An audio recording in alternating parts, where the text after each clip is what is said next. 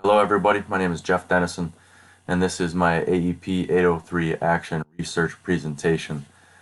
So, before I begin, I just want to apologize. It appears as if I'm having difficulties with my microphone. So, I have to be actually very close to the microphone in order for it to not cut out. So, after I'm done with my introduction, I'm going to turn off the webcam. I sure hope that's okay. So, as you can read, um, I retired from the United States Navy 4 years ago.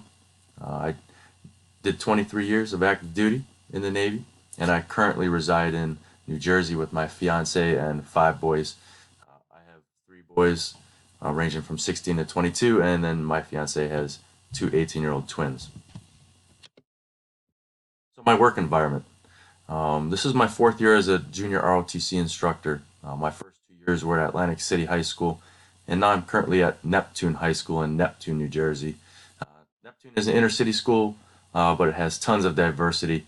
It ranges, it's kind of odd. It ranges from multi-million dollar mansions on the shore, and you could walk, 10, 15 blocks, and you're inside the ghetto, basically. Unfortunately, you see a lot of the students go off to private schools, so they don't get to enjoy that diversity like everyone else does.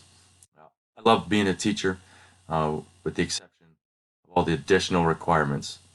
It's the SGOs, the student growth objectives. It's the professional development plans. Lesson plans. I get it. PLCs that are required almost on a daily basis. Coming from the military, it's all about results. And if you do something, or if there's a process in place, if it doesn't, reap the benefits, then it gets canned. So I struggle a lot of times with, you know, just doing things for the reason of doing them. It's because it's a requirement, and it's something that's been difficult for me to get used to. I'll get off my soapbox here. All right, for little fun facts, I was born and raised in Wisconsin, probably about 7 blocks from Lambeau Field, where the Green Bay Packers play. So yes, I'm a diehard Packers fan. I joined the military at 17, left shortly after graduation from high school. While on active duty, I actually got my bachelor's degree. It took me about 5 years, but just kind of, plucked away at it here and there. Again, so our 5 boys range from 16 to 22. We have three 18-year-olds. So when they all three got their license at the same time, it was a little stressful in the household. So I'm looking to get my master's degree in education. Bottom line, so I can make more money. That's the end result. But of course, I want to become a better teacher. And last but not least, I enjoy anything that's in the outdoors, hunting, fishing. It's kind of my sanctuary, my peaceful place. All right, now I'm going to cut out the webcam so I can scream into the microphone. All right, action research. Basically, in a nutshell, it's about me as a teacher and being honest with myself about my instructional abilities and techniques.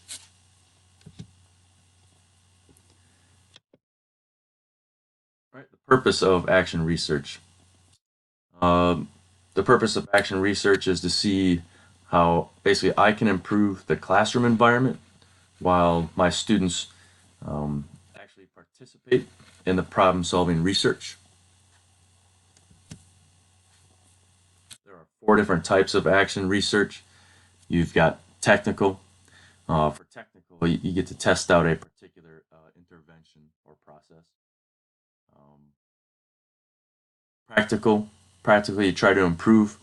I guess I would try to improve on my abilities by using other people's experiences and knowledge. That's a good place for PLCs to collaborate with others, teachers that have been doing it for uh, many more years than I have. Um, Next would be emancipatory. With this, it's a team effort, and the power resides with the group, or in this case, the students. And participatory, it is to produce positive social change by making the classroom environment more of a positive one. So, the phases of action research. First one is planning for research. You conduct an inquiry, then a literature review, and then the design process. Two is the action phase. It's the experimentation and the data collection. Three is analysis. You organize and present the results. or you organize the results, excuse me. And then conclusion is where you share the results and then you reflect on what your results were. I would compare this basically, it's to a scientific method, but it's used in an educational setting. Action, research, and education. I'm not going to read every single bullet point, but there are goals. Basically, to summarize, it's about making myself a better teacher. And you have to have goals as a teacher. You have to understand what makes effective teaching behaviors. You can't just go in there blindly thinking that you're the best teacher in the world. There's always room for improvement. And this would help to make well, it says expert teachers, or to help make me a better teacher, obviously, and discover what needs to be changed. Action research versus traditional research. So for action research, you've got active involvement with the class, with the students. It's individual results. It's one shoe doesn't fit all. It's all depends on the individual and the type of class that's being taught. It depends on the classroom environment, and then also it depends on your self-reflection. Traditional research, it's not actively involved. You kind of stand up there and you lecture and teach and PowerPoint presentations, so forth. It's consistent results. Um, you've got laboratory, and then of course no self-reflection unless you do in your lesson plans. You do your own self-reflection. So common problems. Yeah, it's action research is difficult and it's very time consuming. When I was reading through this and conducting my own individual research, I sat there and thought to myself, when am I going to have the time to do something like this? And it is tough, but it is doable. Um, Biggest thing to take away from this is that this is it's an individual process where the results may not work in the same manner as a different teacher. For example, a history teacher or an English teacher may get better results or different results than myself being a junior ROTC instructor. How can action research help me? Um, so basically, empower my students and myself as long as we collaborate together and it's effective.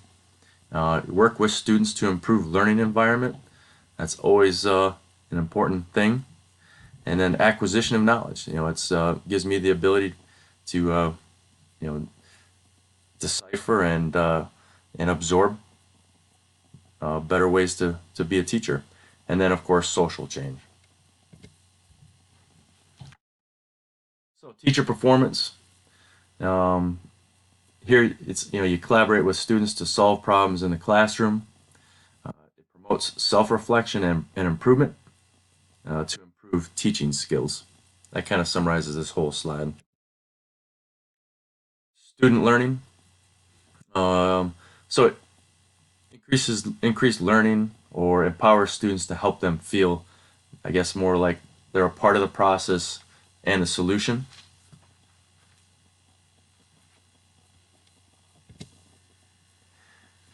As far as the components, how are these components beneficial?